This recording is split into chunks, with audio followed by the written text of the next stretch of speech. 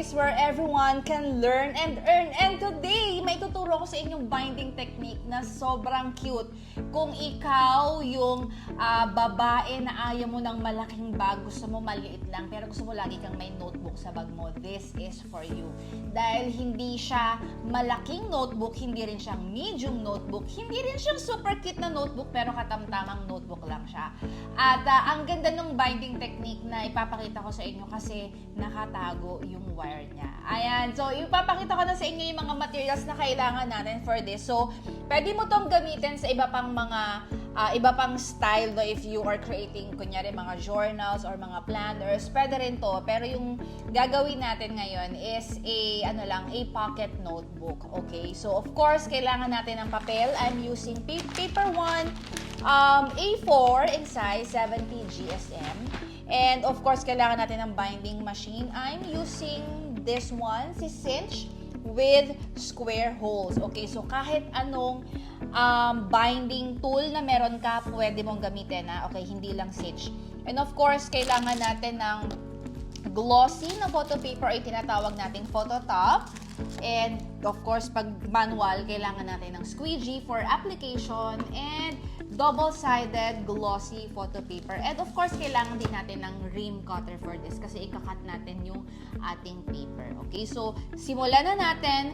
We will print our design and then ipapakita ko na sa inyo yung binding technique na gagawin natin for this. And also, before I forget, kailangan din natin ng scoring tool for this. Okay, para saan yung scoring tool? Ipapakita ko sa inyo mamaya kung ano ginagawa niya. So basically, nilalagyan niya na lang ng parang tupi yung iyong cover para pantay at maayos yung pagkakatupi mo. Hindi lang, kasi diba minsan pag nagpo-fold tayo, makikita na lang natin, ay tabingi yung pagkaka-fold natin. So para maiwasan yon, we need to have a scoring tool. So, simulan na natin. Doon tayo sa ating printer.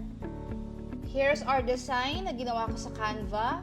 Okay, ang pangalan niya ay Kaya Mo Yan Girl. Okay? So, ito yung ating photo paper. Maglalagay tayo dito sa ating printer. Ang gamit natin ay Canon G570. This is a borderless printer. At meron siyang 6 na slot for the inks. Okay, so I love that printer because sobrang efficient niya at talagang yung kulay niya is true sa kung ano yung design mo, ganun din talaga yung lalabas na kulay. So, i-print na natin ito. File, print, and again, this is borderless. Okay, and then meron na ako ditong preset. So, hindi ako naka-high quality. Normal lang yan. So, I click on print.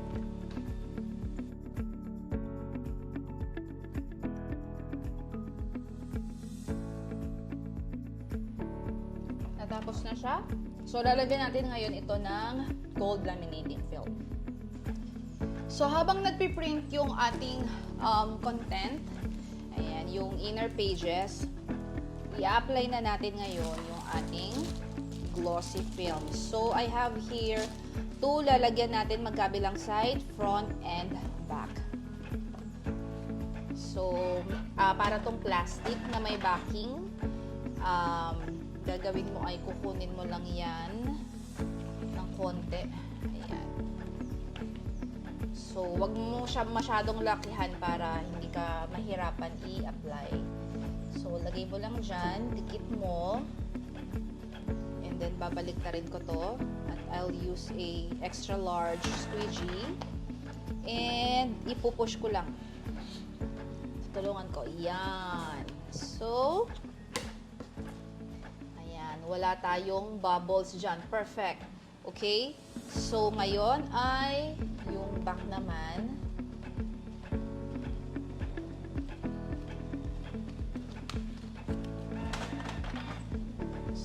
Process. Lalagay natin.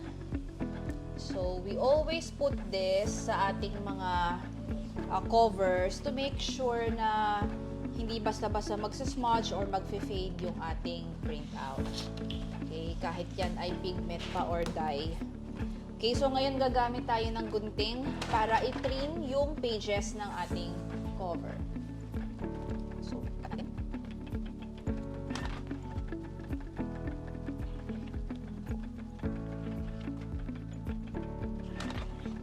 ngayon gagamit tayo ng paper cutter and ng scoring tool para ayusin yung tupi ng ating cover. So, here's our paper trimmer na scoring tool na rin natin. So, cut natin yung ating cover. Ayan. Okay. So, ngayon, gagamitin natin yung scoring tool. So, makikita nyo tong yellow, di ba? Yan yung magiging guide ko para alam ko kung saan ko siya kailangang i-score. So, 1/2.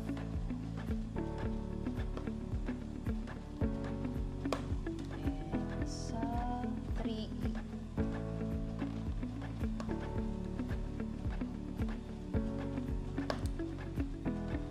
Okay. Then, yan. So, kung makikita nyo, mas madali siyang itupi ngayon. Yan. So, ganyan yung itsura niya. Okay?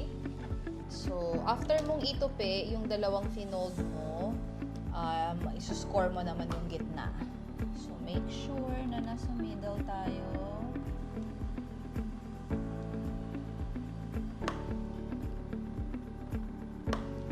Ayan. So, again, kailangan natin ng tatlong tupi or tatlong lines. Okay? So, ganyan siya. And then, ito, and then middle. Okay?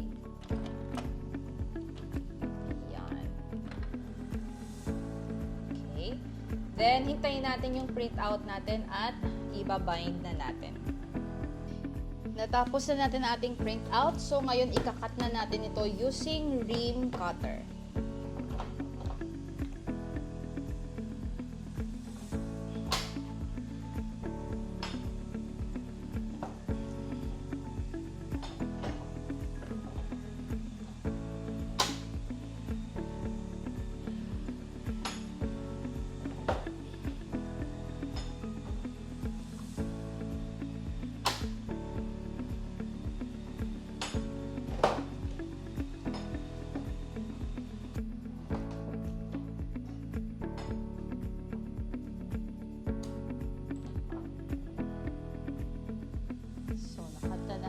Ating paper at ngayon ay ibabind na natin siya.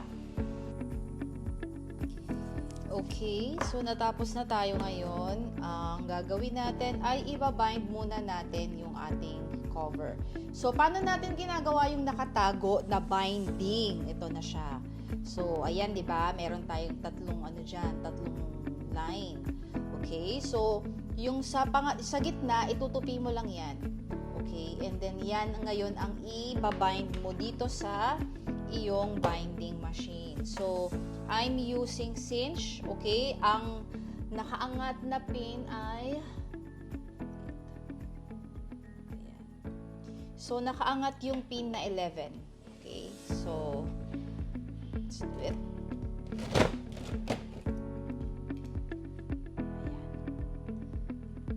Ayan siya. Ganyan. Okay? So, ngayon, ita-time-lapse na natin yung pag-punch natin ng ating content.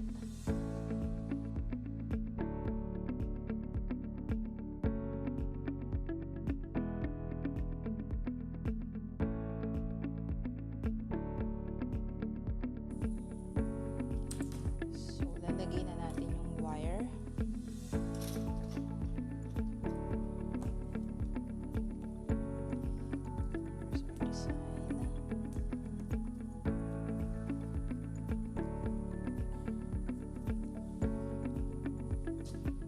Sure na hindi siya baliktad.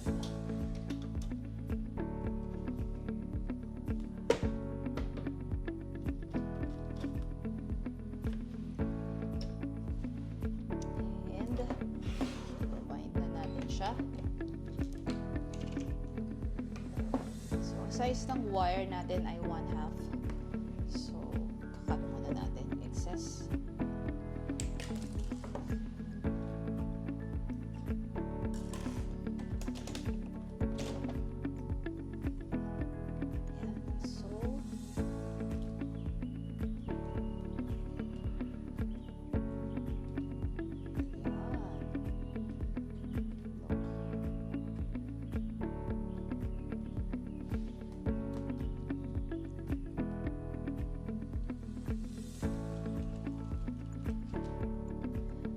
So, kung gusto nyo na nakatago yung inyong wire, so that's the hack lang. Kailangan mo lang siyang itupi and make sure na nakascore yung dalawang side para maganda pa rin siyang tingnan. So, that's how you do this pocket notebook. And this is for sale sa aking e-commerce store, but don't worry because I have a free template pa rin for you guys. So, ilalagay ko lang sa description box yung link for the download. And of course, pwede mo siyang ibenta, pwede mo siyang pagkakitaan both in printed and digital format. So, lagi mong iisipin, kaya mo yan, girl! Super cute ng project natin today. But remember, hindi lang to basta cute. This is so useful, especially sa mga women na ayaw ng malalaking notebook sa kanilang bag. So, you can apply the same binding technique sa mga planners, journals, or kung ano pang paper products na gusto mong gawin. So, sobrang dali lang siyang gawin. And sigurado ko na kayang-kaya mo yan, girl. So, just in case na parang na-realize mo, pwede mo palang pagkakitaan yung mga ganitong products, yung mga ganitong projects, at gusto mo ng guide para naman talagang masimulan mo yung kumikitang kabuhayan na talagang sustainable at hindi lang basta naka-launch, di ba? So, I'm inviting you inside our DIY Premium community wherein I teach you not just crafting tutorials, but I'll teach you how to build your brand. I'll teach you about marketing. Tuturuan din kita at tutulungan kita kung paano mag-build ng system para namang hindi ka maging zombie mom. Ayan. So, isipin mo lahat ng kailangan mo on your mompreneur journey nandito na inside. Even the support ng mga tao na katulad mo, mga nanay din, na gustong kumita habang nasa bahay. So, kung gusto mo yan, join ka na sa aming DIY Premium Community at ilalagay ko sa baba yung link on how to join. Aabangan kita inside the community and I hope ma-realize mo na kayang-kaya mo talaga at naabangan ko ang iyong output with this binding technique. I'll see you next time, mga Bibong Pinay. Bye!